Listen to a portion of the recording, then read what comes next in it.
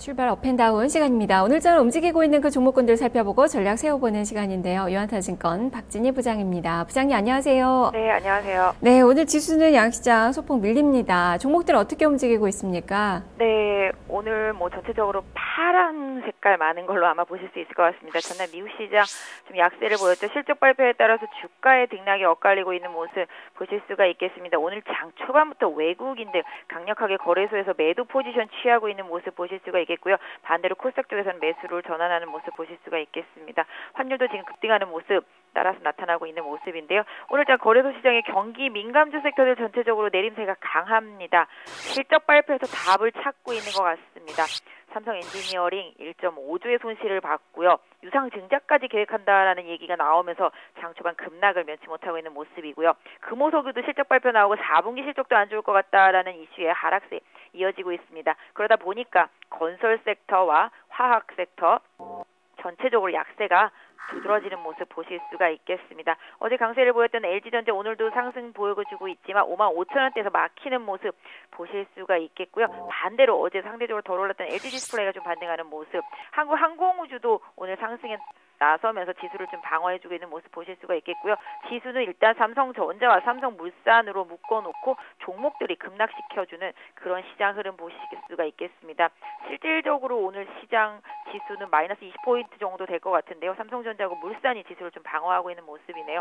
전체적으로 놓고 본다라면 코스닥 시장도 전체적인 흐름은 좋지 못합니다만은 IT 일부 종목들 반등해주고 있고요. 엔터 쪽에서는 로엔이 좀 오늘 좋은 모습 보여주고 있는 것 같습니다.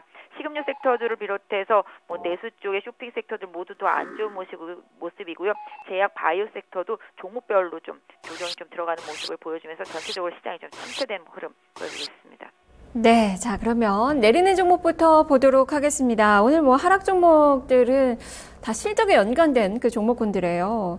이 어닝 쇼크 기록했던 이 삼성 엔지니어링 지금 VI 발동됐네요. 12% 정도 마이너스권 움직임 나오고 있고 금호석유도 지금 5% 가량의 하락권의 움직임 나타납니다. SK 하이닉스는 사실 실적은 예상에 좀 부합하는 그 실적이 나왔는데 웨스턴 디지털, 샌디스크 인수 소식도 여전히 좀 부정적으로 좀 작용을 하고 있는 것 같고요. 이 세 종목 좀 짚어주시죠.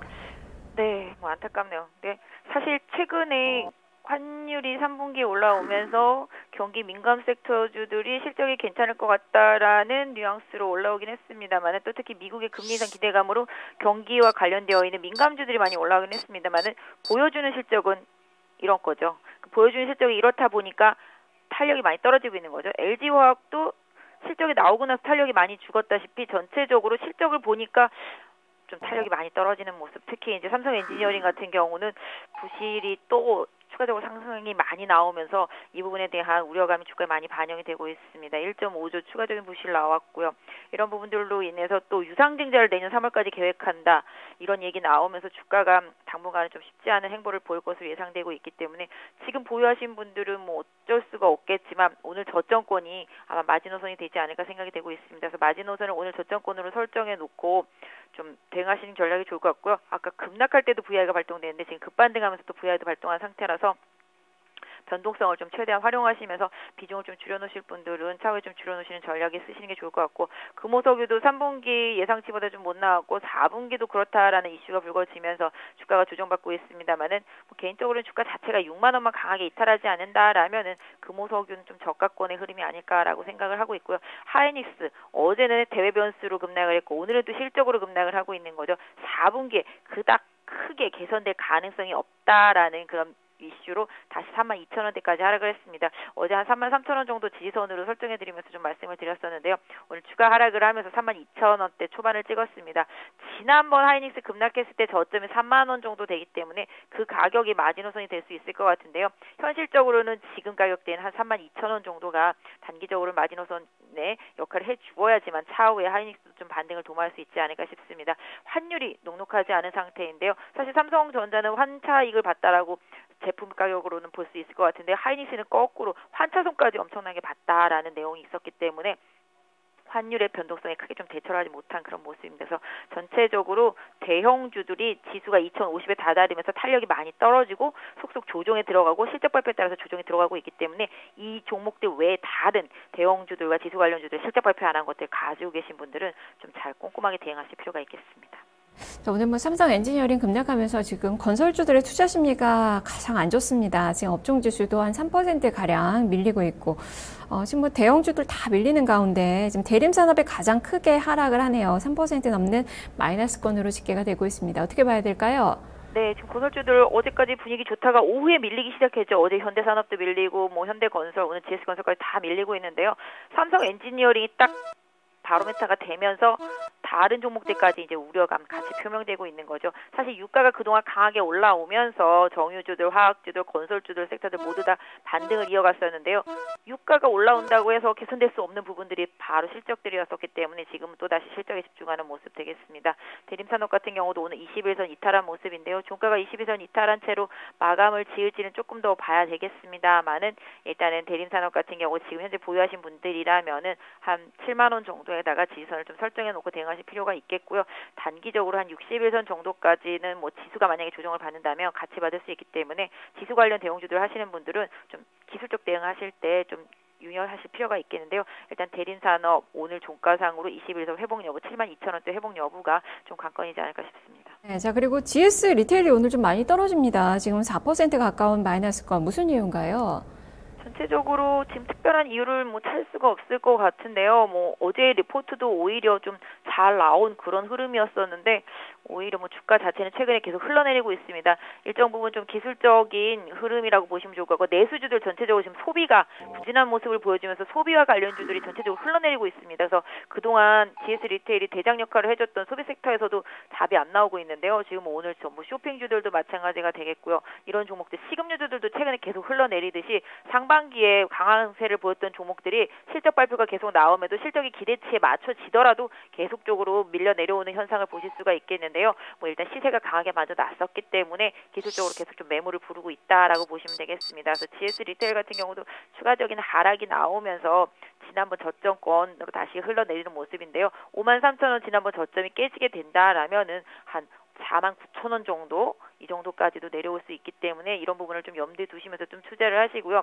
좀 중기를 보유하시는 분들은 56,000원대 회복 여부가 GS 리테일의 흐름에 있어서 좀 관건이 될 수 있을 것 같기 때문에 차후에 반등 시에 계속 돌파 못할 때는 조금 비중을 줄여놓고 다시 돌파되는 거 확인하시고 재접근하시는 전략을 쓰시는 게 좀 더 유리할 것 같습니다. 네, 다음은 오르는 종목 살펴보겠습니다. 지금 한솔테크닉스가 오르는 그 종목군 중에서는 코스피 200 내에서 상당히 좀 두드러집니다. 호실적 이런 부분들이 좀 반영이 좀 되고 있는데요. 그동안 많이 좀 흘러내렸던 그 기업이죠. 연일 음봉이 좀 나왔었는데요. 이제는 좀 턴을 좀 예상을 해볼 수 있을까요? 네. 삼성페이 관련주들 중에서 한솔테크닉스와 아모텍이 제일 강력했었습니다. 아모텍 같은 경우도 지난번 22,000원을 찍고 계속 급등락이 이어지고 있는 모습인데요. 레포트가 나오면 급등을 하고 또 바로 매물 나오고 이런 스타일입니다. 한솔테크닉스도 오늘 레포트가 나오면서 급반등을 시켰습니다. 어제까지 뭐 워낙 하락이 많이 있었기 때문에 좀 반등이 나왔다라고 보여지고 있는데요. 일단 실적에 대한 기대감, 3분기 실적에 대한 기대감 싣고서 리포트가 나오면서 강세를 보였는데 지금 아모텍도 마찬가지고 한솔테크닉스 마찬가지고 최근에 와이솔 뭐 이런 부분들 뭐 바처럼 다 마찬가지가 되겠는데 다 3분기 실적 좋다라는 뉘앙스로 많이 올라왔기 때문에 일단 뭐 서서히 다음 달이 되면 뚜껑을 열 때가 되었기 때문에 일정 부분 차익 실현 매물들이 좀 나오고 있다라고 보겠는데요. 한솔테크닉스도 26,000원대 넘어섰다가 되밀리면서 다시 한 22,000원대까지 조정받고 지금 반등을 한 모습인데요. 궁극적으로는 지금 한솔테크닉스 같은 경우 계속적으로 24,000원대를 잘 유지해 주어야지만 추가 반등이 가능합니다. 오히려 뭐 계속적으로 오늘 21선 저항받고 있어서 24,500원대 강하게 돌파하지 못하고 되밀린다라면은 다시 한번 좀 바닥 확인을 하러 갈 가능성도 있기 때문에 보유하신 분들은 좀 이 부분 참고를 해주시고요. 한 23,000원 정도에다 좀 마지노선 설정해놓고 대응하시면 되겠습니다. 네, 간단하게 삼성물산 좀 볼게요. 지금 장중 고가를 만들어냅니다. 5% 넘는 상승세. 오늘 121선 뚫고 올라섰는데요. 이 종목 전략 어떻게 세울까요? 네, 그동안 좀 많이 움츠렸었죠. 어제도 좀 등락이 있었습니다만은 지금 다른 종목들이 많이 빠지다 보니까 그동안 숨고르기 한 지수 관련주를 들어 올리고 있는데 삼성전자와 삼성물산이 선택됐습니다. 일단 삼성물산도 지금 강하게 올라오고 있는 모습이라서 추가적인 뭐 상승 시도 나온다라면 한 17만 원 정도까지 일단은 좀 보실 수 있을 것 같고요. 17만 원 돌파되면 직전 고점이 한 17만 7, 8천 원 정도 보실 수가 있을 것 같은데요. 일단은 현재 보유하신 분들이라면 외국인들의 매수세가 꾸준히 좀 유입되고 있다라는 점을 근간으로 해서 일단 좀 홀딩을 하시면서 지수의 바란스를 위해서는 조금 더 가져가시는 전략 좋지 않을까 싶습니다. 알겠습니다. 말씀 잘 들었습니다. 네, 감사합니다. 네, 지금까지 박진희 부장과 함께 출발 업앤다운 살펴봤습니다.